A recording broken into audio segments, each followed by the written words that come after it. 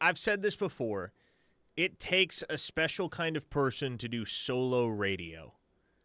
Brent Venables is one of those special kinds of people. If the whole coaching thing ever doesn't work out for him, or if he's just tired of it, and he's a very good football coach, if ever he just decides he wants to move on from coaching and do something a little less dramatic, a little less time-consuming, that man could show up to these very studios every single day, just turn on a microphone, no preparation required, and go for hours.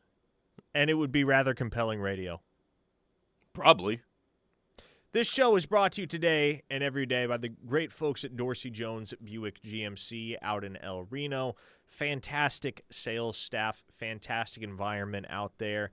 Great prices, including half-price oil changes on Saturdays. So whether you are in need of a new ride or just service, Dorsey Jones Buick GMC in El Reno is the place to go. The Knippelmeyer Chevrolet text line is available to you, as always, at 405-651-3439. Mr. Singleton, any major takeaways from the day's events so far? Whether it was something that Brent Venables said, whether it was hearing Jim Naggie's voice for the first time, whether it was all of the natural parallels to be made between John Mateer and Baker Mayfield. And boy, John Mateer's press conference screamed Baker Mayfield. I thought Oklahoma hit 3 home runs today. I thought it was an there you awesome go, folks. Day. Oklahoma won the press conference today. I thought today could not have gone any better for Oklahoma. Sweep, three-peat. 3 for 3. Batted 1,000 today. The Sooners are declaring victory in the first real significant outing of the spring, which is, of course, the pre-camp press conference. John Mateer, clear winner today. Brent Venables, clear winner today. Jim Naggie might have been the biggest winner of the day. Here's the thing about Brent, and his injury update aside, which was pretty sobering, I think. Probably the only sobering moment today. Ooh, yeah. Especially hearing about Jaden Gibson's setback. That wasn't fun. But the fact that this is the first time we heard him comment about him going back to coordinating the defense and calling the plays, and he drops a bar like that? Dude, how long have you been sitting on that? He comes up here and says, why am I going to call the defense again? I don't know, because I'm one of the best in the freaking nation at doing it. Because I'm good at it. And by the way, because I'm comfortable doing it. And I said this during the noon hour with Stealing. Here's what I'm really interested in seeing now. If he says, I'm back in my comfort zone, like he said 2 or 3 times in that answer, I'm back in my comfort zone coordinating the defense, does that make him a better head coach? Because we think it might make him potentially a worse head coach because he hasn't nailed all the head coach and game management stuff and then adding coordinating the defense back onto his plate. But here's what we've neglected to bring up. Maybe he just was out of his comfort zone being a head coach and not being a defensive coordinator at the same time. And now that he's going to do both, that might elevate him because there's a level of familiarity and a level of comfort in coaching the defense. Now calling the defense rather. I don't think we can rule that out now. Here's what became apparent to me. One of the primary takeaways I had was that Brent Venables' plate got a lot lighter with the addition of Jim Naggie. Because Jim Naggie's exactly right. Like he said, Brent Venables should not be negotiating contracts. And he shouldn't be. Hell no. Like, he should not be having any part of those conversations, not because, like, he's unqualified or because he's too much of a moron to have a seat at the table. No, it's not something a head football coach should have to concern themselves with when there's so much else that they have to balance in their role. That's why you hire a GM. You hire a GM to kind of take control of the evaluation process. You hire a GM to build out your support staff in such a manner as to align with the more professional model that today's college football game requires. You hire a general manager so that you can focus primarily on football and not all of the nonsense that takes place off the gridiron. And there's a lot of nonsense that takes place off the gridiron, especially these days when everyone has an agent and every agent is always calling. They're always getting on the horn trying to get their client more money, which we talked about earlier in the week. With Jim Naggie in the building, what this is going to allow Brent Venables to do is just be a football coach again instead of trying to be a CEO. And it's interesting because the whole conversation that we were having when Oklahoma was engaged with Jim Knowles as their potential DC is, well, okay, you hire Jim Knowles, Brent can go hands off on the defense, and he can just focus on executing all of the CEO responsibilities. This might have been a better outcome, just knowing who Brent Venables is and what he's good at. Because with Naggie in the building, forget CEO, man. There are so many of those responsibilities that are going to evaporate and be passed along to Naggie or other members of the support staff that he hires for Oklahoma's front office. All Brent Venables has to do at this point is watch film and scheme and coach ball and make sure he is watering the bamboo, as he himself put it, with regard to the relationships with his current student athletes most specifically. Obviously, when recruits come to town, you're going to have meetings in the big office, especially with the big name guys. But for the most part, Brent Venables can leave all of that behind and just focus on what we know Brent Venables can do and do very well, which is coach football. Hawaiian Sooner is declaring victory on the Knippelmeyer Chevrolet text line, 405-651-3439. He says, Oklahoma won the offseason, not Texas. I don't know, folks. It's only March 5th. I don't know if I would be claiming an offseason national title quite yet. USC would have something to say about that. And let's put context into that as well, because the college football is not like the NFL. If you won the offseason in college football in a way that Oklahoma has, that probably means you're coming off of a situation where you weren't in good shape.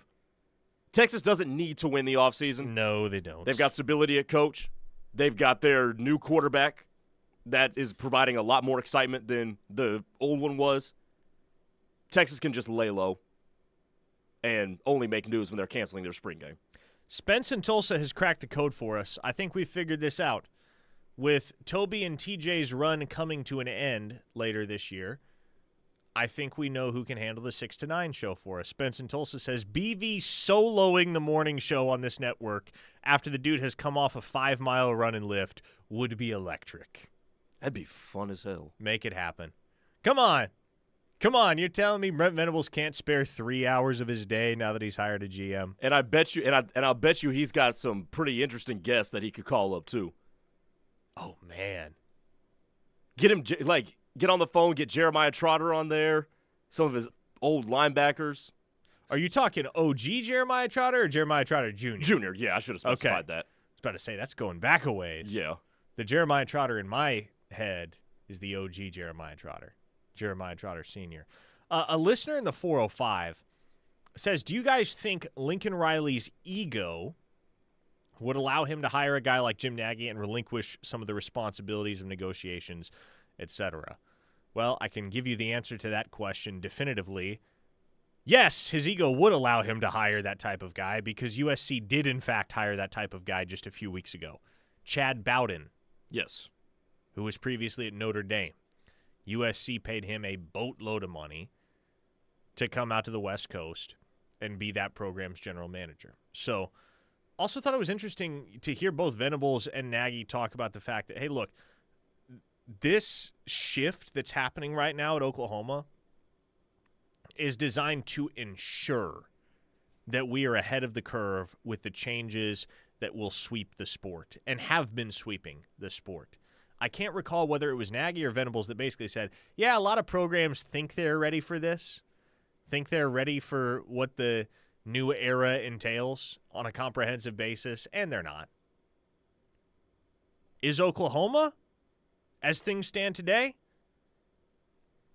I would say you probably lean towards no, but I think you do have, the right people in the building right now, and you certainly have a guy in Naggie that has the right priorities. Because what he did say at some point during his press conference is, he said, priority number one for us right now, the very first thing we're going to do is hire some more people.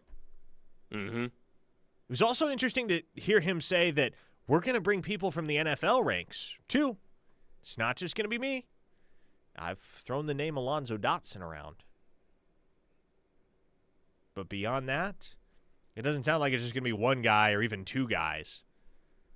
Seems like Jim Naggie is pretty bound and determined to make sure that there is some solid NFL flair in that front office. Okay, let me be a little bit cynical here, Parker Thune. Oh, boy, here we go. Yeah, and I think this is a legitimate question. Where's Oklahoma getting this money from?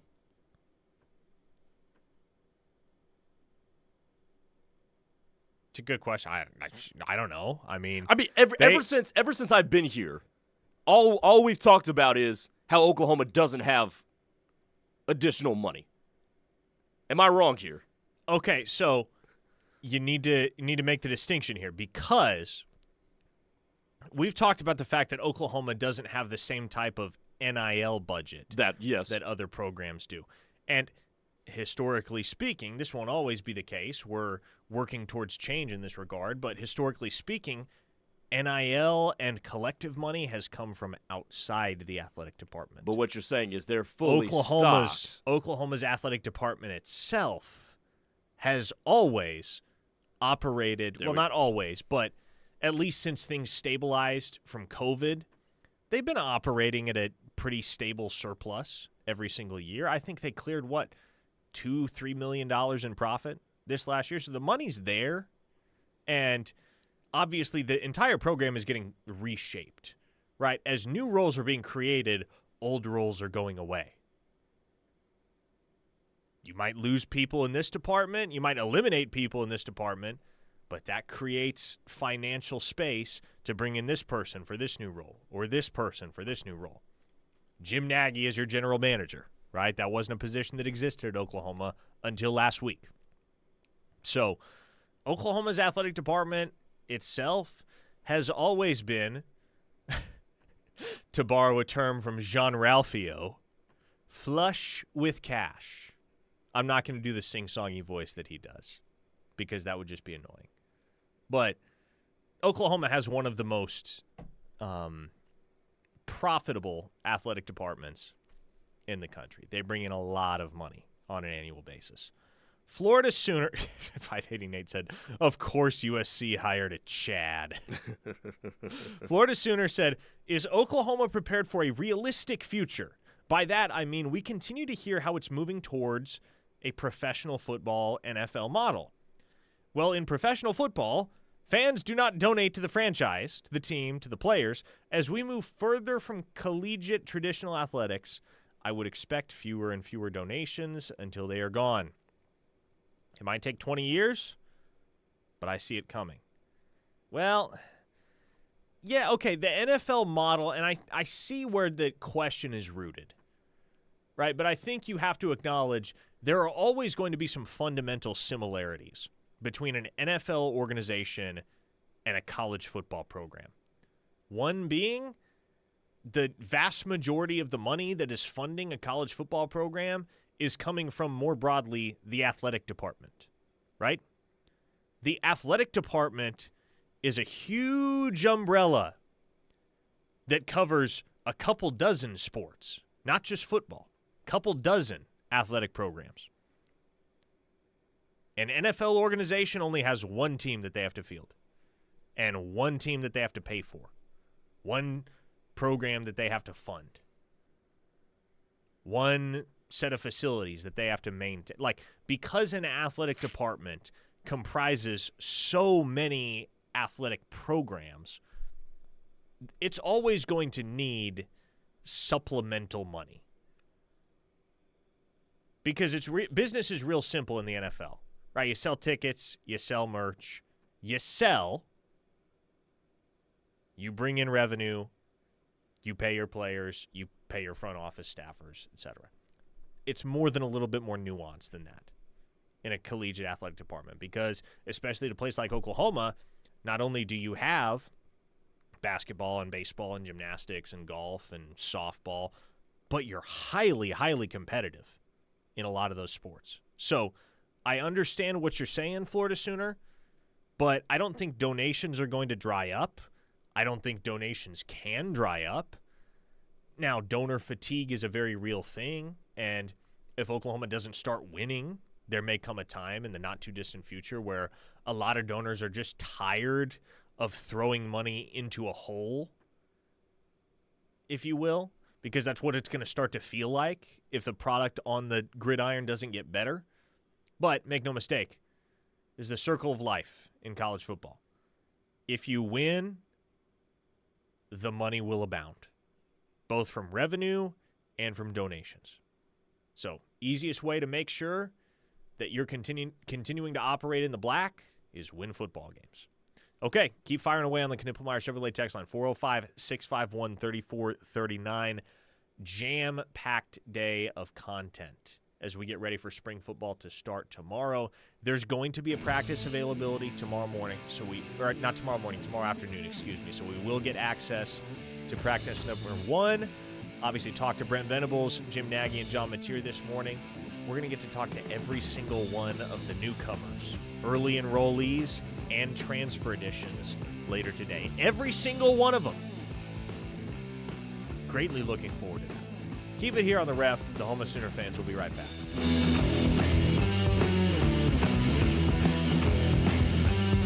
Fowler Automotive is proud to be a part of your community, where our passion and values lie far beyond the showroom. We believe that families, sports, art, and culture are at the heart of every thriving community, and it's important to us that we help build the communities that our dealerships call home. Stop by any of our 6 Oklahoma dealerships to see the Fowler standard hard at work. We pride ourselves on being friendly, helpful, honest, and fair. This is what drives us every day. Fowler Automotive, a proud partner of OU Athletics.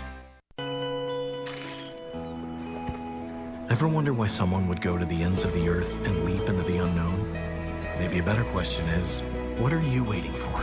Pacifico is brewed for those who follow their own path. That's living life anchors up. It's your lucky day every day here at Riverwind Casino. With nearly 3,000 of your favorite games.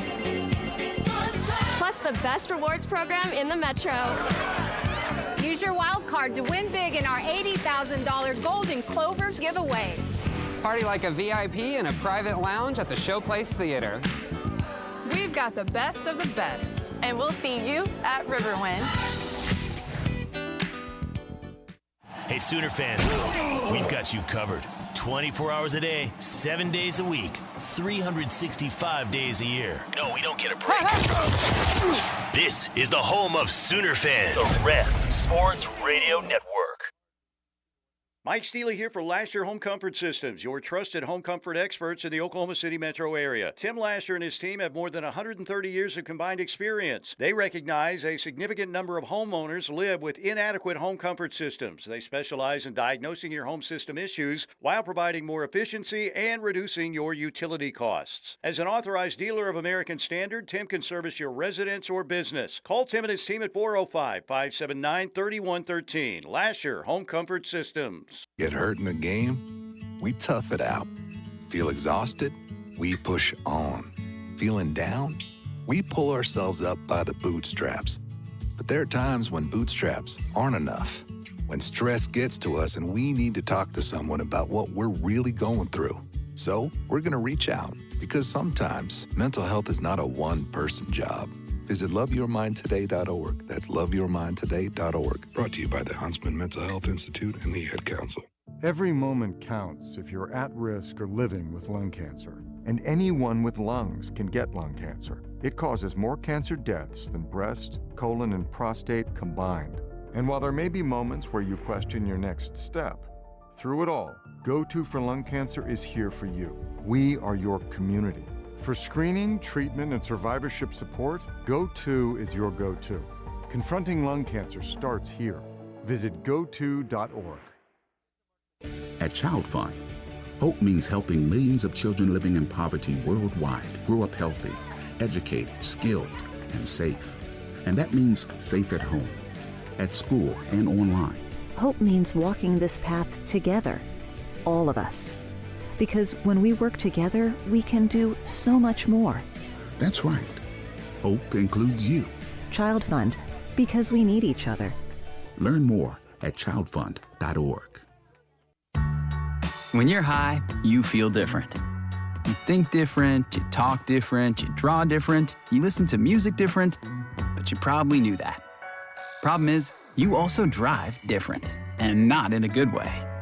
That's why driving high is illegal everywhere. So if you're high, just don't drive. Make a plan to get a sober ride. Because if you feel different, you drive different.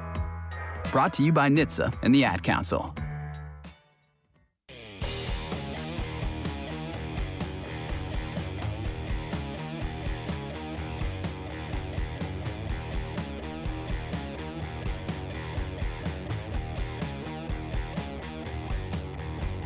Oh, what a day it is.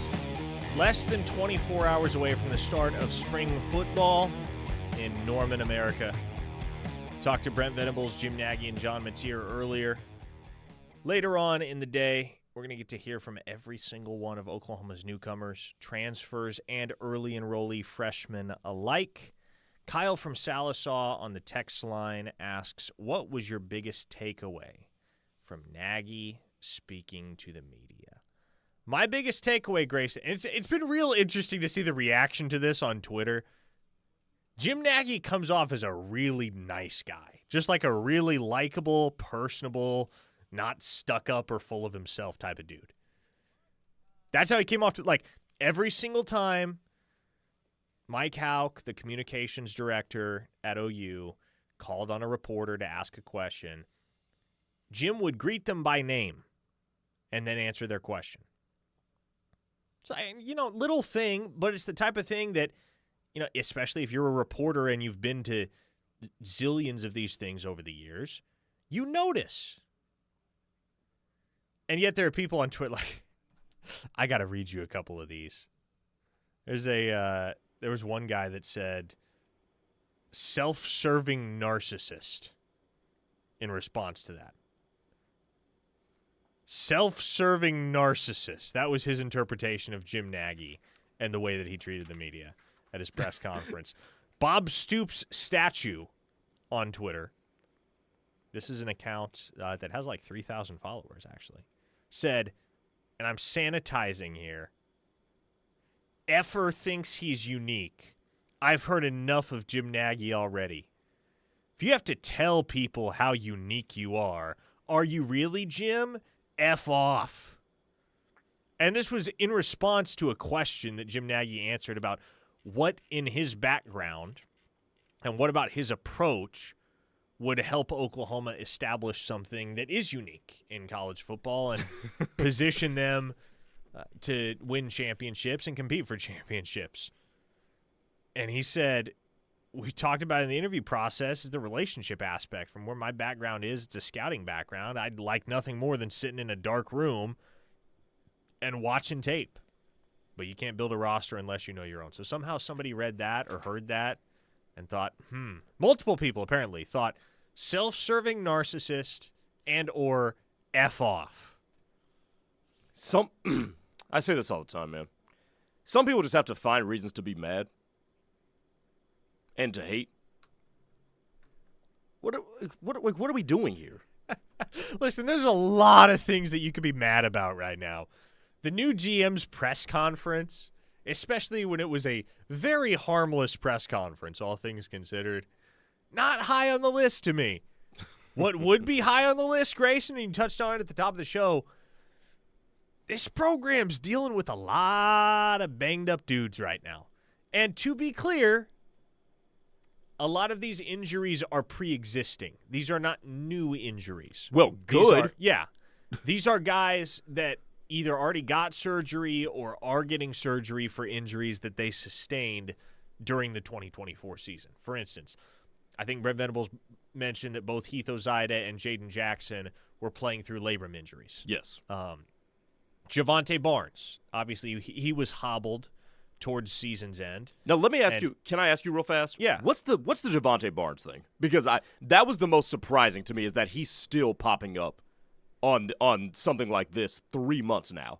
Mm-hmm.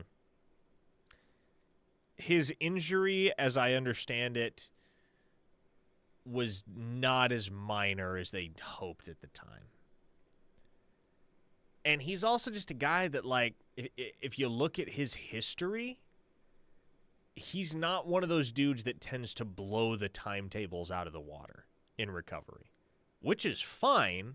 But when you get hurt as frequently as he's gotten hurt over the years, then, that starts to naturally cultivate some concern amongst the fans. So Heath Ozida, Cade McIntyre, who was also playing through injury, Logan Howland was playing through injury. We talked about Andy Bass, who suffered another knee injury in bowl prep. Walk-on long snapper Seth Freeman, wide receiver KJ Daniels. Brent Venables actually, it's very rare that you hear Brent Venables call an injury severe, but he called KJ Daniels' hamstring injury severe. So not sure exactly what the deal is there, but he also mentioned early enrollee freshman Darius Afalava as a guy that needed a cleanup procedure due to an existing injury of his own. So when you go through this, you go through the list, none of these are fresh injuries. Well, the one thing that is fresh and is cause for maybe the most concern is the one guy that Brent Venables omitted from that injury report. And he got specifically asked about him later on in the press conference and couldn't really evade it at that point. Jaden Gibson, as he works back from that knee injury, catastrophic knee injury that he suffered last August, cost him the entire season. There was a setback yesterday. Severity, as of right now, unclear, but no doubt it's like the meme of the Chihuahua interposed with the war helicopters, right? Like you hear that and you think back to Andrell Anthony and how long it took him to get right, and then he gets back on the field, and he's still not right. Now he needs another cleanup procedure and another one. So you hear this, you find out that this is happening with Jaden Gibson, and you're like, oh no, here we go again. Totally understandable. But man, if this is serious, if this is a consequential setback for Jaden Gibson, and I know there are some concerns that it might be, that's really tough to swallow, man. Especially because with what he has already been through injury-wise, the injury that he suffered in August was enough to cast doubt on whether he would ever be the same as a football player again. This, while maybe not a death knell, if it's a serious aggravation or a serious re-injury, man, it's going to be hard to talk yourself into Jaden Gibson ever being the 2023 version of himself again at Oklahoma or anywhere else. It's just unfortunate, man. Yeah, but no, that sucks. Taking 2, if he did re-tear whichever ligament he tore, was it an ACL? It was. He tore several in August. So basically, if he if he re-tears any of those, you're probably looking at another season of absence at this point in time. Definitely. That's 2 years not playing football. And look, I know what kind of laugh that is that you just did. I know what that. Not a lot of guys that come back from that. That is really, really difficult. And you just feel for the kid too, because he's such a good dude and has grown so much and has been such a good representative of the university and the program, even despite all of the things that he's been through. And so that's a guy that you're hoping he gets right, and you're hoping that whatever it is going on with his knee right now, that it's nothing that's going to impact his availability for the 2025 season, because I know this much, man, he is dying to get back on the field. As you would expect. As would anyone after 7 months of being laid up. Jay from Medill on the text line says, I'm 100% going to treat the injury report from now on as never again, i.e. never going to see him again. Unfortunately, that was kind of the theme of the injury report availability report all of last season, wasn't it? Yeah. Because how many weeks did you see Andrell Anthony's name appear before you just realized, okay, Andrell Anthony's not coming back? Nick Anderson, too. There were others, Deion Burks for a while there. Yeah. To that point, though, he mentioned Gentry is going to be limited. Yes. Is that encouraging? What's going on? And I don't know how much you know about this because you're not a medical guy, but what is going on with that shoulder? How do I even begin to approach this? That's not good. It probably was not handled in an immediate sense the way it should have been handled. So add that to the list. And it cost him the whole year after week 2, right? He had to go have surgery, and he was done at that point. Certainly encouraging that he's going to be a limited participant, at least from what Brent Venables said. Certainly encouraging that he's going to be a limited participant in spring practices. And that's probably all you want from Gentry Williams, because what you don't want to do is push him any faster than he needs to go, especially with an injury like that, right, where the shoulder itself is not crucial to a lot of the things that Gentry Williams is doing at cornerback. Like, it's not like, he blew out an ACL and he's got to get the quickness, the twitch back, right? As long as the shoulder is healthy, as long as he's not in pain, you don't really have to sweat Gentry Williams being the same type of player that he was pre-injury. There's not that level of concern there. Well, let him stick his shoulder somewhere to try to make a tackle, and we'll see about that. Yeah, and he'll have no issue doing that. He's a tough dude, and he likes to tackle. Hawaiian Sooner says, that's it. With the Gibson setback, I am strapping on my knee brace and walking on to the OU football program. I give it a week and a half, Hawaiian Sooner, before you blow out your ACL. Gunny says, I know after tearing an ACL, my knee was never the same. Yeah, you go through something like that. I mean, I tore a labrum.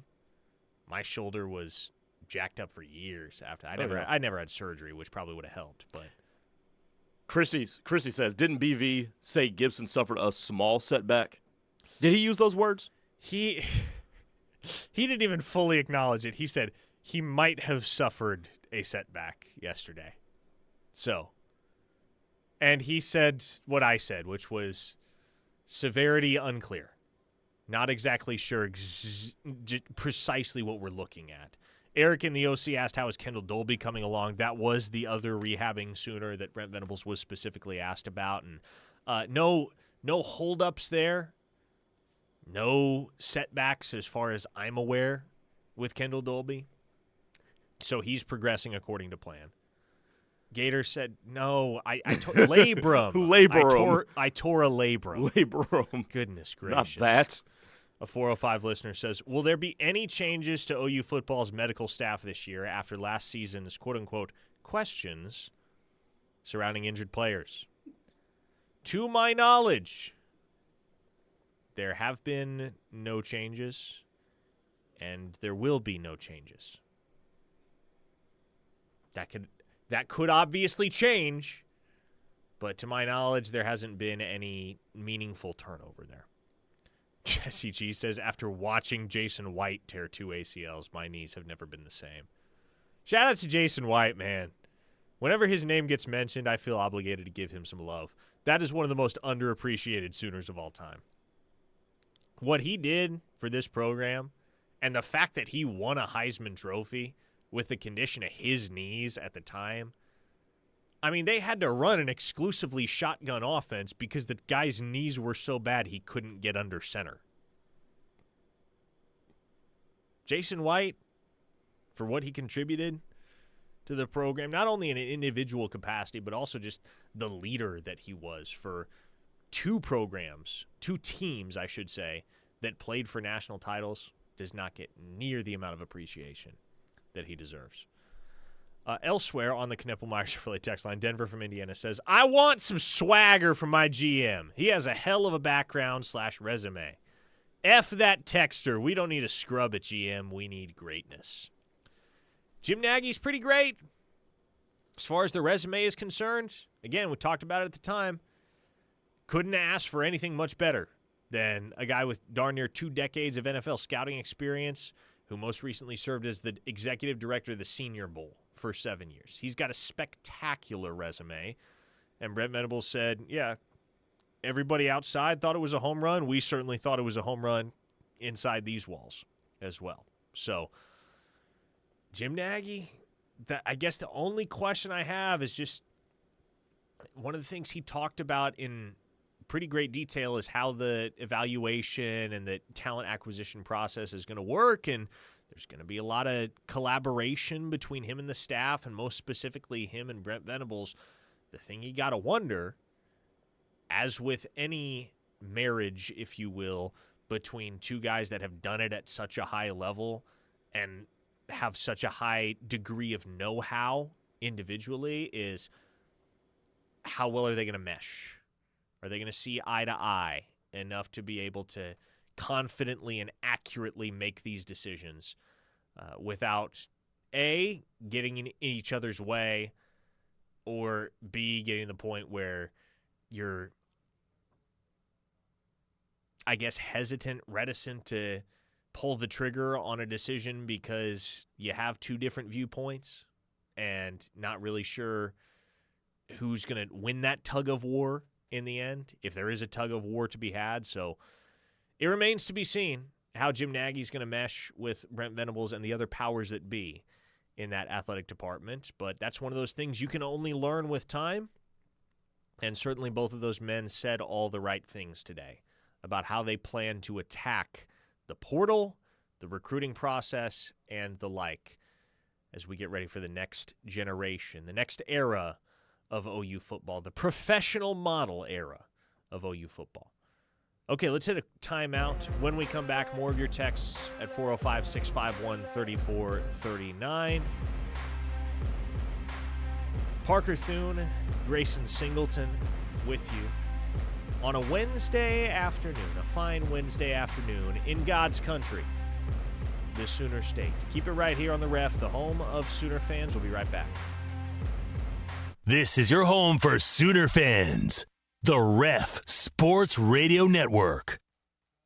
What's up, Ref Army? It's Dusty Dvorak, and I'm back. I'm excited to be back with the Ref and cannot wait to help bring the home of Sooner fans the best Sooner coverage. Catch me every Tuesday and Wednesday during the 10 a.m. hour of The Plank Show as I cut it up with Plank and Josh about everything in the world of Sooner and college football. That's every Tuesday and Wednesday on The Plank Show, and there's only one place to hear it. The Ref, the home of Sooner fans. Download the KRF app today to listen from anywhere.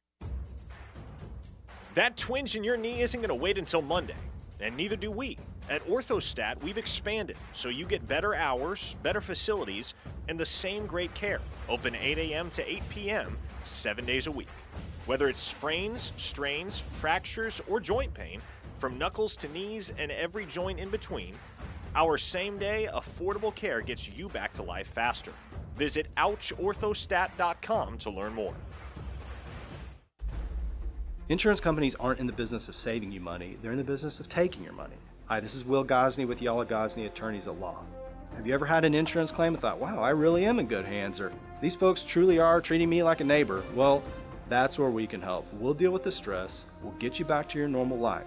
So save our number in your phone, and if you're ever hurt in a wreck, call or text us at 405-800-8080. It's 405-800-8080. Hey, it's Mike Steely here for Cavens Group. Has it ever happened to you? You get home from the weekend, you arrive back at work on Monday, and your office is full of water. Not good. Now we're in that time of the year where pipes or sprinkler lines will freeze, and this can lead to a ton of damage to your home or business. Plus, if it's not cleaned up properly, that can lead to even more costly repairs in the future. Call Cavens Group today at 405-573-3048 or visit cavensgroup.com. Hi, Hi, this is Lisa Talley, broker and owner of Aria Real Estate Group. Aria Real Estate Group is Norman's premier full-service commercial and residential real estate brokerage and leasing and management firm. With our team of real estate agents, specialized property managers, and in-house maintenance team, Aria is here for you in every capacity. Whether you're a seller, a buyer, an investor, or a renter, we can help. Please explore our website at ariagroupok.com. Aria Real Estate Group, the gold standard of real estate. Hi Norman, it's DJ Newsom with Alliance Bank, your community-driven, friendly neighborhood bank. Whether you're a budding entrepreneur, lead a nonprofit organization, or just someone seeking a better banking experience, we've got you covered. From business to personal banking, we tailor our services to suit everyone's needs. We believe in making banking easy and enjoyable. Visit our Norman location or call us today at 405-286-5750. Alliance Bank, banking tailored to your needs. Member FDIC.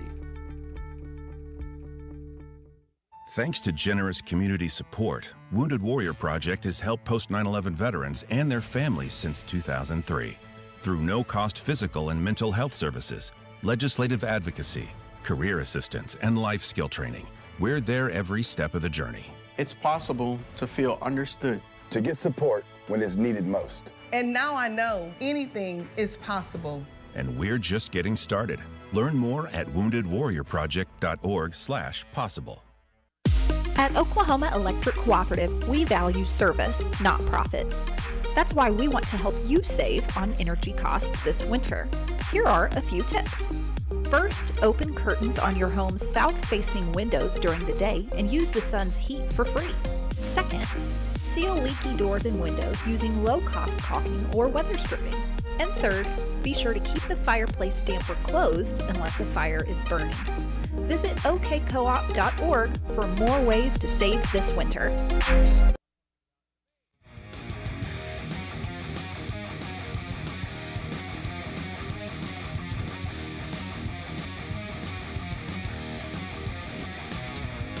Kyle from Salisaw bringing the heat on the Knippelmeyer Chevrolet text line. This is Locked In. Parker, Thune, Grayson, Singleton here with you on the Ref Home of Sooner fans. Kyle from Salisaw chimed in and said, I'll have no Jim Naggie slander. He's an Okie now. If you slander him, you're just a hater in my eyes. You don't want the team to be successful in the future, and you a hoe. Well done. Well done, Kyle. Oh, Kyle from Salisaw, that is what's up. Another 4 or 5 listener says, self-serving, narcissistic hater fans are hoes. It's hilarious, man. Like, it's the most unpredictable stuff that becomes a meme on the Knippelmeyer Chevrolet text line. No, this was very predictable. I'm just curious to see how long this one lasts, because all good text line memes have their day, and then they evaporate. For instance, perhaps the longest running one was, how does XYZ that has nothing to do with OU football affect recruiting? That one's pretty funny. We got probably a year plus of burn from that one. That was long ago, though. I want to say 2022.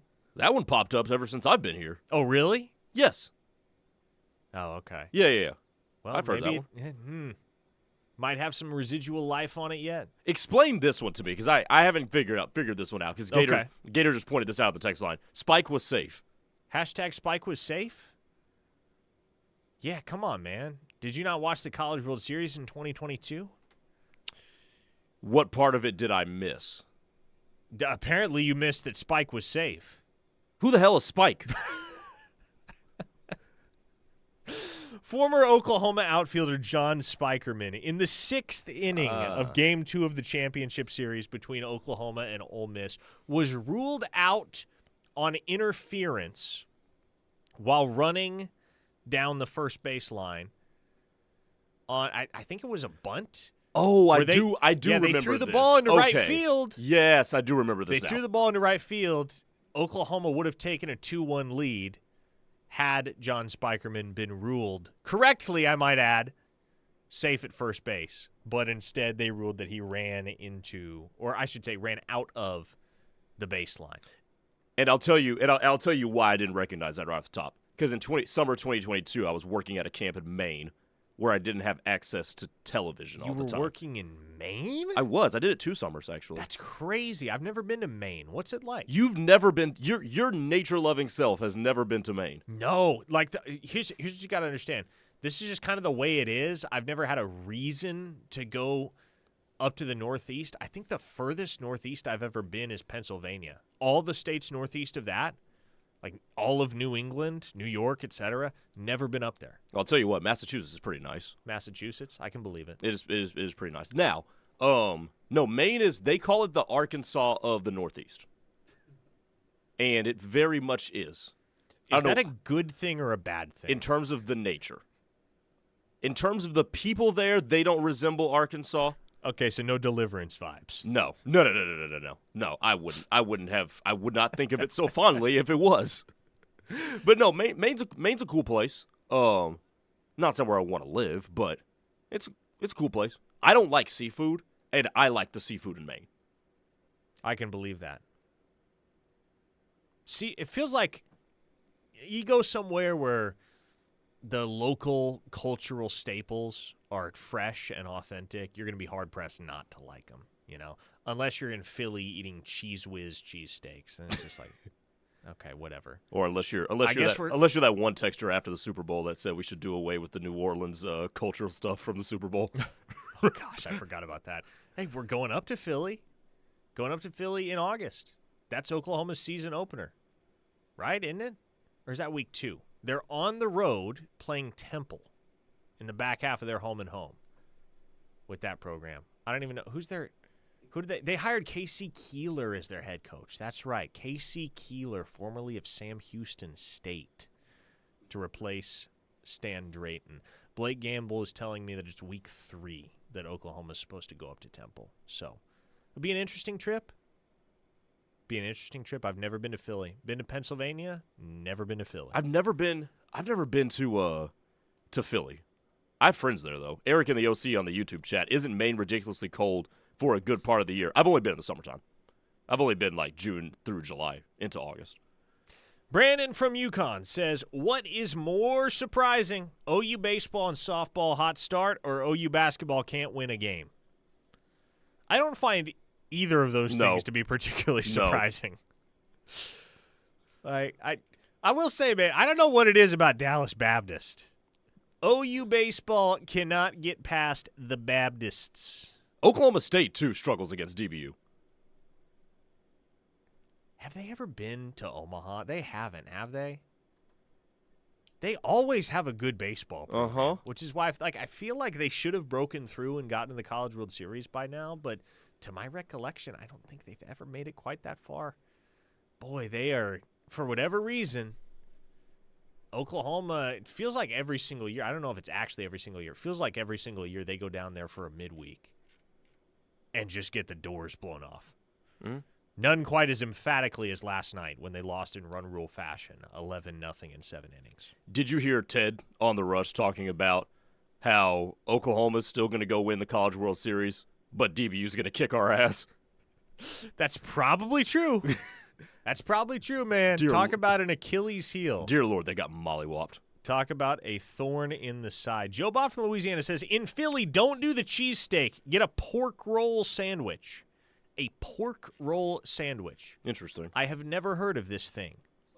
I'm not planning on doing the cheesesteak, though, because I can't do Cheese Whiz, man. That's just like it's like the people that eat Velveeta queso.